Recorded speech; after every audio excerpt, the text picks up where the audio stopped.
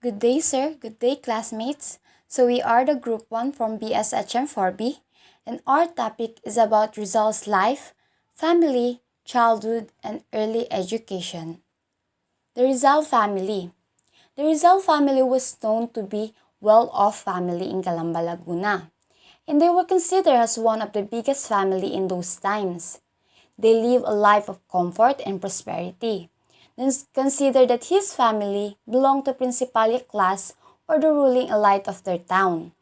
Jose Rizal came from 13th member family, consisted of his father, Don Francisco Mercado II, and his mother Teodora Alonso Realonda. Jose Rizal had 9 sisters and 1 brother. Saturnina Rizal was the eldest child among siblings, followed by Pasiano, Narcisa, Olympia, Lucia, Maria, Jose, Concepcion, Josefa, Trinidad, and the youngest was Soledad. So, ang pamilya ni Dr. Jose Rizal ay kilala bilang mayaman at malaking pamilya sa bayan ng Calamba, Laguna. Nabuhay din si Dr. Jose Rizal sa komportable at masaganang pamilya kasi ang pamilya nila kinoconsider na kasama sa principalya class or the ruling elite. Yun yung pamilya ng mga noble class na may mga pinag-aralan na mayayaman. At si Dr. Jose Rizal ay nanggaling sa may 13 membrong pamilya, kasama ng kanyang ama na si Don Francisco at si Doña Teodora, ang kanyang ina, at ang kanyang 9 na kapatid na babae at 1 kapatid na lalaki. Si Saturnina Rizal ang kanilang panganay. Sinundan ng kanyang kapatid na lalaki na si Pasiano, si Narcisa, ni Olympia, ni Lucia, ni Maria at ni Dr. Rizal, at sinundan ni Concepcion, Josefa, ni Trinidad at ang kanilang bunso na si Soledad. Rizal came from a mixture of races. His paternal ascendant was Domingo Lamco, a full-blooded Chinese. He married a wealthy Chinese mestiza, Inés de la Rosa. Domingo Lamco adopted the surname Mercado, which means market, in keeping the gubernatorial decree of Narciso Claveria on the use of a Spanish surname. From the Marrian in Manila, the couple moved to Biñan, Laguna, and became tenant in the Dominican hacienda. Si Rizal ay galing sa iba-ibang klaseng lahi, simula sa kanyang paternal ascendant na si Domingo Lamco na isang purong Chino na nakapangasawa ng mayamang Chinese mestiza na si Inés de la Rosa. Si Domingo Lamco ay inadapt niya yung Spanish surname na Mercado, na ang kahulugan ay market or palengke, para makip niya yung gubernatorial decree na galing kay Narciso Claveria. Galing sa Marrian sa Manila, ang mag-asawa ay lumipat sa Biñan, Laguna para maging tenant sa Dominican hacienda. Rizal's father is one of the 14 children of Juan Mercado. Paternal grandfather and his grandmother was Cirilia Alejandrino, a Chinese Filipino mestiza. Juan Mercado became Gobernador Silio of Biñan, Laguna. So, ang tatay ni Dr. Jose Rizal na si Don Francisco ay isa sa 14 na anak ni Juan Mercado, na lolo ni Dr. Jose Rizal, at ang kanya namang lola ay si Cirilia Alejandrino, na isa namang Chinese Filipino mestiza. Ang lolo ni Dr. Jose Rizal na si Juan Mercado ay naging isang gobernador silyo ng bayan ng Biñan, Laguna. Rizal's maternal great-grandfather was Manuel de Quintos, a Chinese mestizo from Lingayen, Pangasinan. Manuel married Regina Ursula with a Japanese ancestry, to whom they bore the grandmother of Rizal, Brigida de Quintos, who married Lorenzo Alberto Alonso, one of their. So, sa mother side naman ni Dr. Jose Rizal, ang kanyang lolo sa tuhod ay si Manuel de Quintos, na isang Chinese mestizo galing sa Lingayen, Pangasinan, nakasal sa may dugong Hapon na si Regina Ursula, na ina ng kanyang lola na si Brigida de Quintos. Si Brigida de Quintos ay kasal kay Lorenzo Alberto Alonso, lolo ni Rizal, na ama ng kanyang ina na si Doña Teodora. Si Brigida de Quintos ay pangalawang asawa ni Lorenzo Alberto Alonso. Don Francisco Rizal Mercado, also known as Rizal's father, was born on May 11, 1818, and was the youngest of his 13 siblings. Mercado was a well-respected man in their hometown in Calamba, in which citizens made him their cabeza de barangay or head of town. He was part of the Chinese descent, having been related to a Chinese entrepreneur by the name of Domingo Lamco. Mercado died shortly after Rizal in the home of his daughter Narcisa Rizal in Binondo, Manila, on January 5, 1898. He was also a tenant of a Dominican estate in Calamba, Laguna, and through hard work he had increased his land holdings. Teodora Alonso. She is the mother of Jose Rizal. Doña Teodora Alonso was born on November 14, 1827, in Santa Cruz, Manila. Her parents were Lorenzo Alonso, a municipal captain, and Brigida de Quintos, an educated housewife, and had 4 other siblings. It is said that her great-grandfather Eugenio Ursua was a Japanese ancestry, making her a Japanese descent. When Teodora was 20 years old, she married Francisco Mercado, a native from Binyan, Laguna. Together, they prospered in Calamba after involving themselves in a business and agriculture. She was known to be a hardworking, intelligent, and business-minded woman. She died in 1913 in Manila. Saturnina Rizal, 1850 to 1913. Saturnina Mercado Rizal Hidalgo was born in 1818 and was the eldest sister of Jose Rizal. She had 5 children together with husband Manuel T. Hidalgo and died the same year as her mother in 1913. Pasiano Rizal, 1851 to 1913. General Pasiano Mercado Rizal, aka Lolo Shano, was the only brother of Jose Rizal. He was born in 1851 and studied in Binyan, later attending school of the Colegio de San Jose in Manila. After the execution of his brother, he joined in the Philippine Revolution, where he rose up to the ranks of a general. He later married Severano de Sena of Los Baños and had 2 children, of which one died at an early age. Pasiano passed away in 1930. Narcisa Rizal, 1852 to 1939. Narcisa Rizal Lopez was born in 1852 and was the one who found the unmarked grave of her brother, Jose, in the abandoned old Paco Cemetery. Narcisa married Antonio Lopez, who was a teacher and a musician from Moro, Rizal. She died in 1938. Olympia Rizal, 1855 to 1887. Olympia Rizal Ubaldo was born in 1855. She married Sylvester Ubaldo and together they had 3 children. She died in 1887 from childbirth when she was only 32 years old. Lucia Rizal, 1857 to 1919. Lucia Rizal Herbosa was born in 1857. She married Mariano Herbosa and had 5 children together. In 1889, Mariano died due to an epidemic but was denied a Christian burial. This was due to the fact that he was the brother-in-law of Jose Rizal. This showed the beginning of the persecution of the Rizal family by Spanish friars. Lucia died in 1919. Maria Rizal, 1859 to 1945. Maria Cruz Rizal was born in 1855. She married Daniel Faustino Cruz of Binyan, Laguna, and together they had 5 children. Mauricio Cruz, one of Maria's children, became a student of Jose Rizal in Dapitan and was known to be one of his uncle's favorites. Maria was a known recipient of many Jose's letters during his lifetime.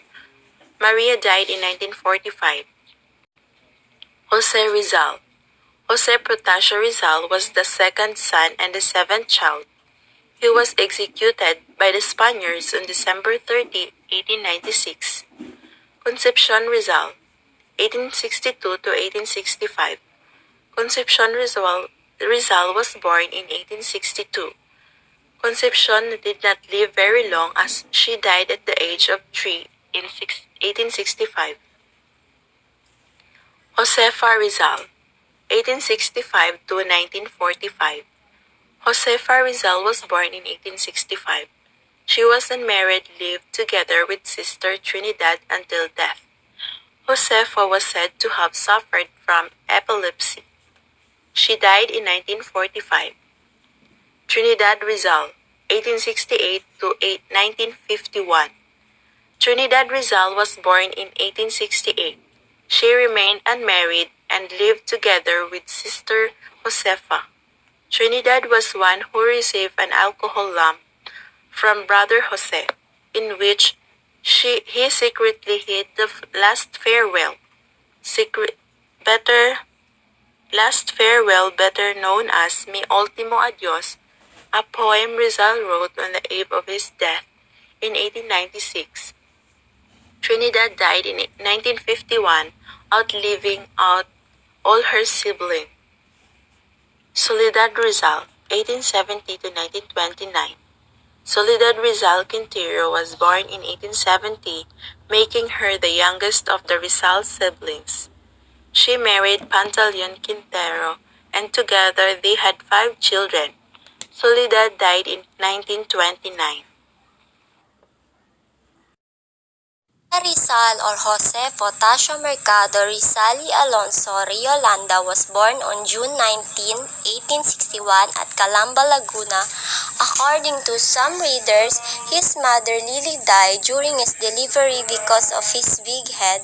3 days after his birth, Rizal was baptized on June 22 of the same year with the same name, Jose Rizal Mercado, at the Catholic Church of Calamba by parish priest Rev. Rufino Colantes. He was the 7th child of Francisco Mercado Rizal and Teodora Alonso y Quintos. During 1865 and 1867, his mother taught him how to read and write. At the same age of 3, Rizal mastered and learned the alphabet taught by his mother at a very young age. He was shown great interest in reading. He enjoyed reading books in their library at home with his mother, who acts as his reading teacher and a critic. At the same time, he also learned how to pray and even read at the same time. When Jose Rizal grew older, his parents acquired private tutor to give him lessons at home in preparation for his formal education. One of them he was Leon Monroy, a classmate of his father who taught him the rudiment of Latin. At about this time, his mother's cousin, Uncle Manuel Alberto, who frequently visited the family in Calamba, was worried about his nephew's physical development. He then taught Rizal to develop the skills in swimming, fencing, wrestling, and the other sport, while Uncle Jose taught him to love and admire the beauty of nature. On the other hand, Uncle Gregorio, as scholar, has instilled in Rizal's mind the love of education and its importance, the value of hard work, to think for himself, and to observe his surroundings carefully. When he was 4 years old, his sister Concepcion, the 8th child in Rizal family, died at the age of 3. This was the first time he cried as a young boy. Hasad he was, the parish priest of Calamba, Father Leoncio Lopez, helped Rizal to understand the philosophy of life and learn the value of scholarship and intellectual honesty. So Rizal's guided political philosophy proved to be the study and application of reform, the extension of human rights, and the training for self-government in arousing of spirit of discontent over oppression, brutality, inhumanity, sensitiveness, and self-love. Owing the continuous teaching of Doña Teodora, Rizal was persuaded to express his feelings through verses. He was able to write his first poem when he was 8 years old. The poem was entitled Sa Aking Mga Kababata, To My Fellow Children, which showed that Rizal, even at a young age, already had love for his country. For the information of everyone, Doña Teodora is the mother of Rizal and his first teacher. She is also the one who discovered Rizal's talent in making poems and encouraged his son to write, which the first poem Rizal made titled Sa Aking Mga Kababata or To My Fellow Children. Here, he similarly incorporates the love for the native language with God's gift of freedom. He compared his native language or Tagalog to Latin, English, and Spanish. Tagalog, like any other languages, had its own alphabet and system writing, which, according to Rizal, disappeared because they were neglected or ignored. With this, he encourages his fellow children to love their native tongue. Well, at the young age, naisip na ni Rizal na every language ay may sariling alphabet at sistema ng pagsusulat, and according to Rizal, nawala ito at napabayaan. And because of that, in-encourage niya every kabataan na mahalin ang kanilang sariling wika. Then after Rizal tutor, Leon Monroy died, his parents decided to transfer Rizal to a private school in Binyan, Laguna. He was accompanied by his older brother Pasiano, who acted as his second father during his school days in Binyan. The school was then supervised by Maestro Justiniano Aquino Cruz. So after mamatay nung tutor ni Rizal na si Leon Monroy, transfer si Rizal sa Binyan, Laguna at inalagaan siya ng kanyang panganay na kapatid. Rizal's first day of class in school was not easy. The maestro asked him if he knows how to speak Latin or Spanish, but in response, he only knew a little of the languages. As a result, one of his classmates named Pedro and the son of Maestro laughed at him. Pedro was always bullying him that eventually resulted to a brawl, but knowing Rizal's acquired knowledge and skills in the art of wrestling from his Tio Manuel, he defeated Pedro after the said incident. Rizal became popular in his class. Here Rizal was able to show his intellectual superiority. So of course, dahil bago si Rizal, madami siyang nakaaway, like niyayaya siya mag-hand wrestling and many more, pero bigo silang talunin si Rizal kasi may knowledge and skill siya sa wrestling and also because of his intellectual superiority. He excelled in his class in Latin, Spanish, and other subjects in the curriculum for elementary pupils. Because of this, many of the students became jealous to him and do everything to destroy Rizal's name to Maestro Cruz. While Rizal's interest in painting was nurtured early by an old painter named Juancho of the Binyan. During this time, knowledge was taught in the minds of the students by doing tedious memorization method. Despite some lack of the elementary education in Spanish system, Rizal was able to have the needed instruction preparatory for college work in Manila. To my fellow children, Whenever people of a country truly love the language which by heaven they were taught to use, that country also surely liberty pursue, as does the bird which soars to freer space above. For language is the final judge and referee upon the people in the land where it holds sway. In truth, our human race resembles this way the other living beings born in liberty. Whoever knows not how to love his native tongue is worse than any beast or evil-smell fish. To make our language richer ought to be our wish, the same as any mother loves to feed her young. Tagalog and Latin languages are the same, and English and Castilians and the angel's tongue. And God, whose watchful care o'er all is flung, has given us his blessings in the speech we claim. Our mother tongue, like all the Hayas that we know, had alphabet and letters of its very own.